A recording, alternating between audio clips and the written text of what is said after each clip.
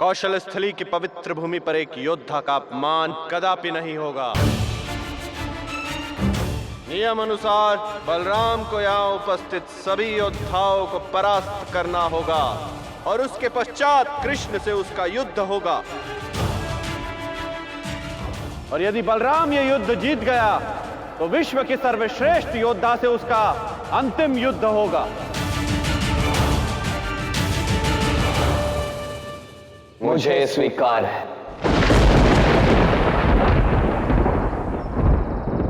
कृष्ण ये सब क्या कर रहा है?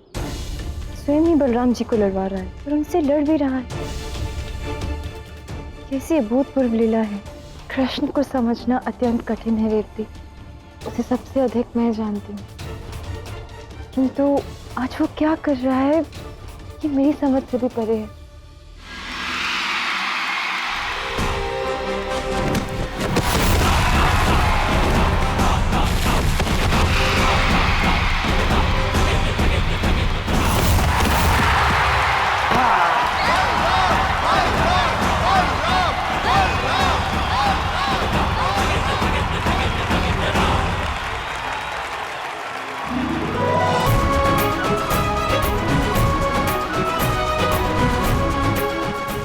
अद्भुत। एक एक करके तुमने यहाँ उपस्थित सभी योद्धाओं को परास्त कर दिया। बलराम, महावीर हो तुम। अब केवल एक ही योद्धा शेष है जिसे तुम्हें हराना है, और उसके पश्चात तुम पृथ्वी के सबसे शक्तिशाली योद्धा लंबासुर से लड़ोगे।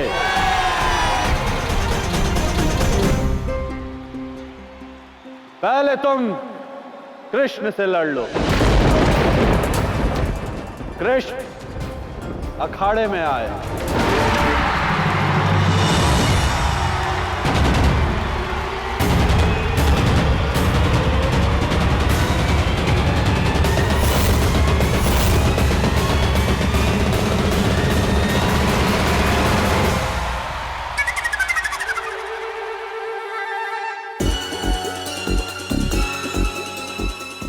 मुझे क्षमा कर दीजिए, मैं ये युद्ध नहीं लड़ सकता।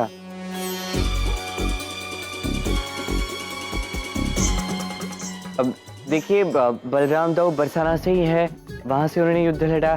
अब ये पर्याप्त होना चाहिए। मैं ये युद्ध नहीं लड़ पाऊंगा।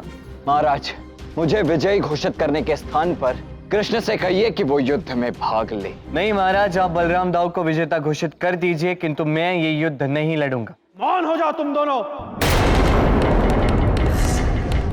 कब से उपवास किए जा रहे हो?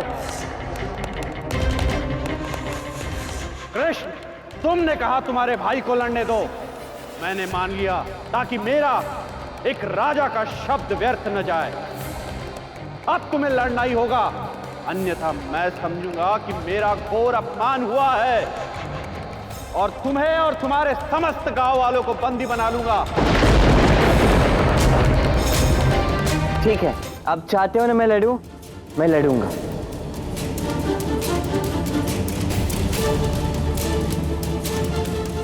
उससे पूर्व मुझे अपनी दाऊ से कुछ क्षण बात करनी है, यदि आपकी आज्ञा हो तो। आज्ञा है। चलिए ना। अब क्या बात करनी है कान्हा? वही तो बता रहा हूँ, चलो।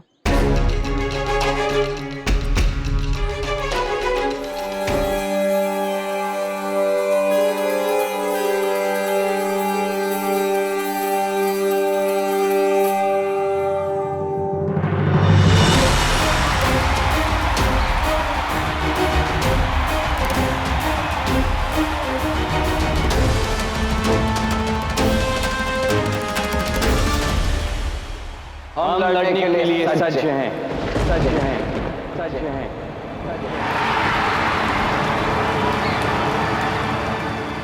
प्रतियोगिता आरंभ हो।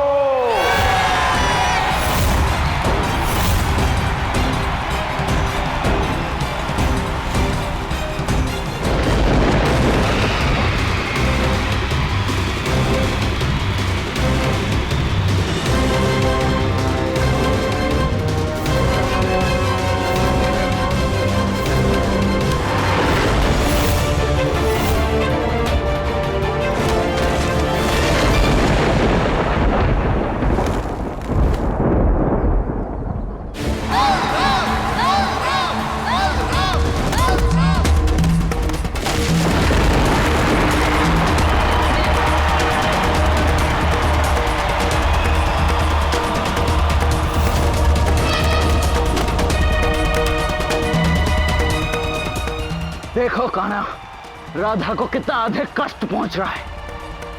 अभी भी समय है, आत्मसमर्पण कर लो और बच जाओ अपमानित होने से।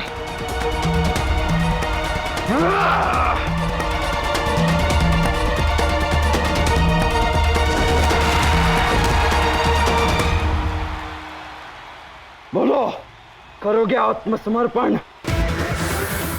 यहाँ बात मेरे और राधा की बांसुरी की है ताऊ। मैं हार नहीं मानूंगा।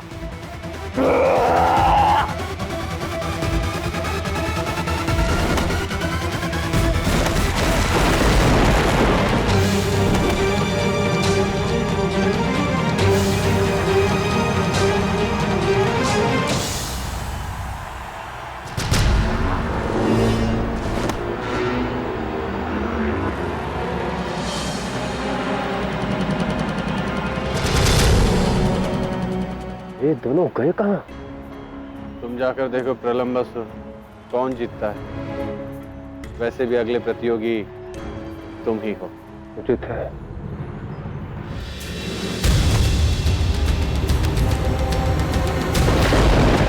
बहुत हो गया, अब मेरी बात।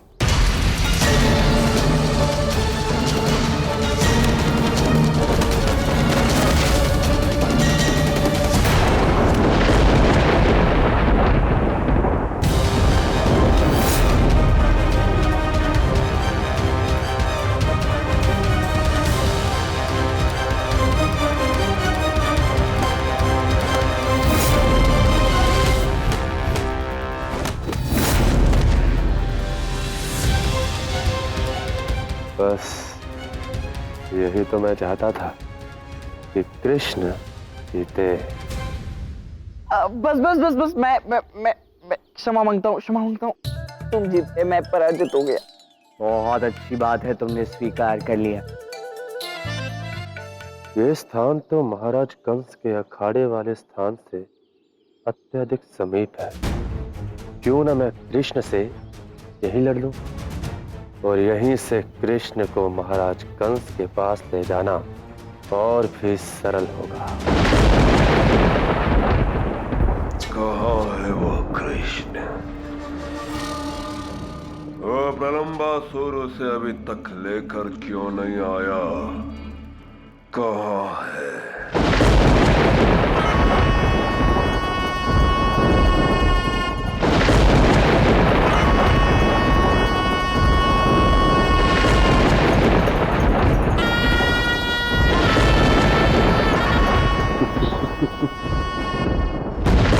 तुम कौन हो भाई? मैं ही वो अंतिम योद्धा हूँ कृष्ण, जिससे तुम्हें लड़ना है। तुम इस बलराम से तो जीत गए, क्यों ना मेरे साथ भी यहीं इसी स्थान पर दो दो हाथ हो जाए? ठीक, मेरे दाऊ भी मुझसे कह रहे थे कि मैं उनसे जीत नहीं सकता। चलो अब आओ। एक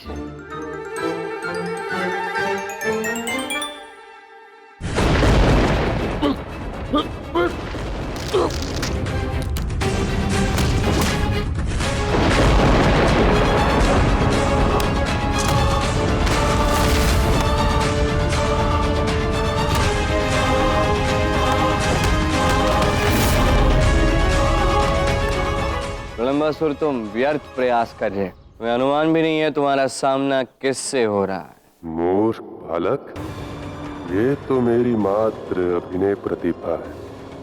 मैं तो चाहता हूँ तू जीते और मैं तुझे कंस के पास ले जाऊं।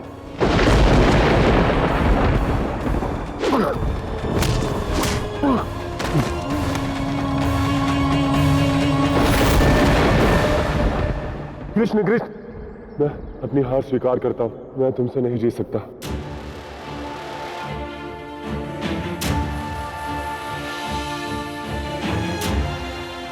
अंतिम चरण में वो कृष्ण मुझसे जीत जाएगा, फिर मैं उसे अपने कंधे पे बिठा के दंगल में उसे आपके समक्ष ले आऊंगा। कृष्ण, किंतु मैं तुम्हें एक विजेता की भांति अपने कंधे पर बिठा के लेके जाना चाहता हूं।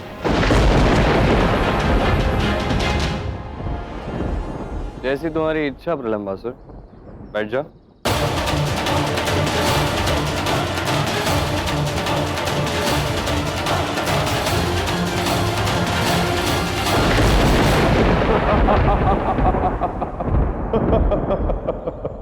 मूर्ख बालक, मेरी शक्ति ऐसी है, एक बार मेरे कंधे पर कोई बैठ जाए तो वो कभी नीचे नहीं उतर सकता। अब मैं तुझे तेरी मृत्यु की ओर ले जाऊंगा कृष्ण, कंस की ओर ले जाऊंगा।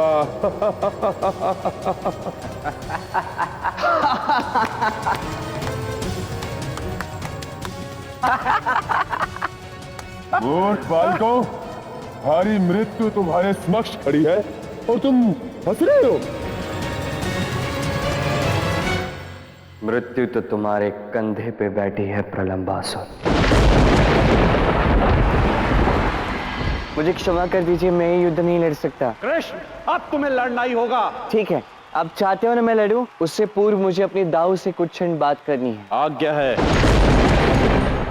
आना, क्या बात करनी है तुम्हें? पहले तो तुम मुझसे लड़ने के लिए सज्जित, फिर कहते हो कि नहीं मैं नहीं लड़ूंगा, फिर अब लड़ोगे किंतु विचार विमर्श करके। दाऊ, इस अवतार में आप मेरे ज्येष्ठ हो, फिर भी अपने अनुज से अधिक भोले। आप समझ ही नहीं पाते। मैंने अपनी मैया को वचन दिया है, राधा की बांसुरी, उसके लिए मुझे लड़ना ही होगा, वो बात तो है ही। किंतु मैं समझता हूँ कि आप रेवती से कितना प्रेम करते हो। समझता हूँ कि आप इस प्रतियोगिता में भाग केवल रेवती के लिए ले रहे हैं। नहीं नहीं कान्हा, ये सत्य नहीं है। मैं मानता हूं कि मैं रेवती जी से अत्यंत प्रेम करता हूं और उनका विवाह मुझी से हो, ये मेरी इच्छा भी है। किंतु मेरा तुमसे लड़ने का ये उद्देश्य नहीं है, अभी तो इसका एकमात्र उद्देश्य राधा है कान्हा, और उसी के लिए मैं ये सब कर रहा हूं। कान्हा, तुम और मैं भली भांति जानते हैं कि उस प्रलंबासुर ने राधा के समक्ष तुम्हारी मृत्यु की बात करके राधा के हृदय को चोट पहुंचाई है, उसे आहत किया, जिसके कारण राधा ने उसे श्राप तक दिया कि शीघ्र ही उसका बाहुबल ही उसकी मृत्यु का कारण बनेगा। मैं राधा के श्राप को साकार करना चाहता हूं कान्हा, अपने हाथों से उस दुष्ट का अंत करना चाहता हूं। और जैसा कि स्वयं तुमने कहा कान्हा कि उस प्रलंबासुर का अंत मेरे ही हाथों लिखा है, यदि ऐसा है तो मुझे तुमसे लड़ना ही होगा कान्हा, और जीतना भी होगा।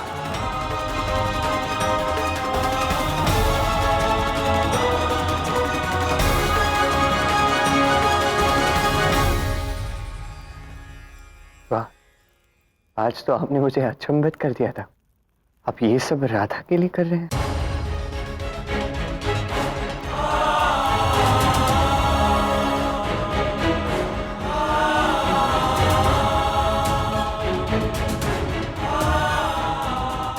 दाऊ, आप जैसा चाहते हैं वैसा ही होगा। तो यहाँ बात कुछ और है। प्रलंबासुर केवल मुझसे लड़ना चाहता है, मुझसे ही लड़ेगा। यदि आप जीतते हैं तो वो उसी क्षण यहां से भाग जाएगा दाऊ। इसके लिए यह अति आवश्यक है कि प्रलंबासुर के समक्ष मेरी जीत हो, और रेवती से विवाह करने के लिए संसार के समक्ष आपकी जीत हो। तो इस प्रकार ये संभव होगा कैसे कान्हा? सब संभव होगा, क्योंकि आपके कृष्ण के पास एक बहुत अच्छी युक्ति है। अब हम दोनों को अपना रूप बदलना होगा था। अब बलराम को कृष्ण का रूप धारण करना होगा और कृष्ण को बलराम का।